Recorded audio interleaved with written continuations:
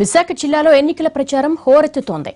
Polling తేదీ సమీపిస్తూ ఉండడంతో బరిలో నిలబడిన అభ్యర్థులతో పాటు వారి కుటుంబ సభ్యులు కూడా ప్రచారంలో పాల్గొంటున్నారు. ముఖ్యంగా విశాఖ పార్లమెంట్ తెలుగుదేశం అభ్యర్థి శ్రీభరత్ భార్య తేజస్విని, విశాఖ ఉత్తర నియోజకవర్గ అసెంబ్లీ అభ్యర్థి గంట శ్రీనివాసరావు కుమార్తె ప్రత్యూష ప్రచారంలో దూసుకుపోతున్నారు.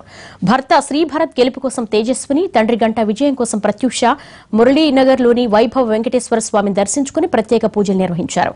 అనంతరం అక్కడి నుండి బయలుదేరి పట్టాభి గార్డెన్స్, మంచుకొండ కాలనీలో ఇంటింటా ప్రచారం నిర్వహించారు. ఈ సందర్భంగా తెలుగుదేశం సర్కార్ ప్రవేశపెట్టిన అభివృద్ది సంక్షేమ కార్యక్రమాలను వారు ప్రజలకు వివరించారు. విశాఖ అభివృద్ది తెలుగుదేశం పార్టీతోనే సాధ్యమని చంద్రబాబును గెలిపించాలని వారు ఓటర్లను కోరారు. I always believed in him, so I'm very happy. He has the capability, so I'm looking forward to it. చాలా పాజిటివ్ ఉందండి. మీరే చూస్తున్నారు, చాలా మంది వచ్చారు. So it's a very positive, overwhelming response. So I'm very happy. అందరం కలిసి maybe it's not possible, చాలా తక్కువ టైం ఉంది కాబట్టి, బట్ ఎస్, తక్కువ టైంలో all of us are trying to do our best.